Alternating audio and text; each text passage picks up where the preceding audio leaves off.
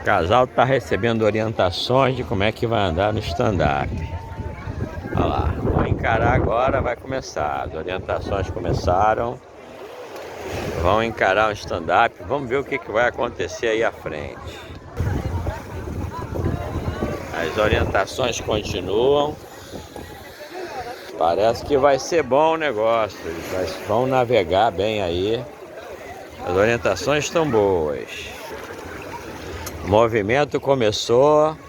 O paparazzi está aqui. A dupla está lá preparada.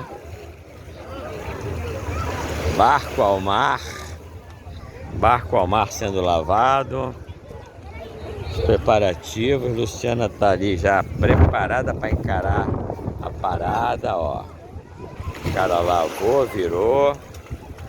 Vai começar a parada agora. Luciana tá aguardando o comandante. O comandante do barco tá lá, não vem. O comandante está chegando.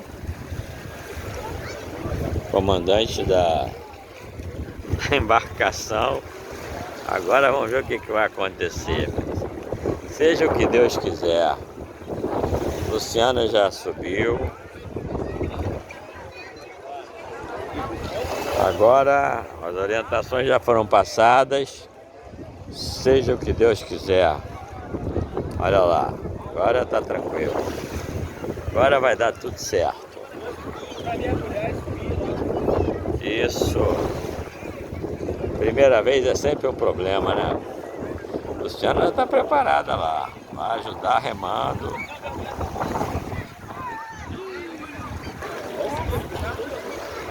Agora vai, de Júlio. Já vai em pé já.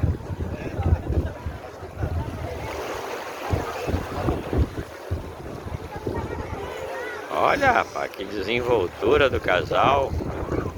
Olha só, malandro. Olha a flecha ligeira lá. Luciana vai na proa remando e o Diogo só dando a direção, olha lá. Caraca, gostei do desempenho, hein? Nota 10. Olha só, cara.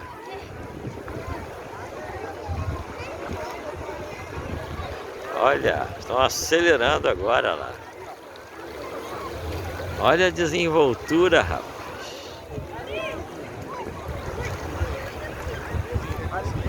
Será que vai ter queda, hein? Parece que não, né? Eles estão muito firmes, né? E se esse vento assoprar para lá, como é que vai ser a parada? Eles vão parar lá no oceano. Eles vão sair pela embocadura da ferradura, gente.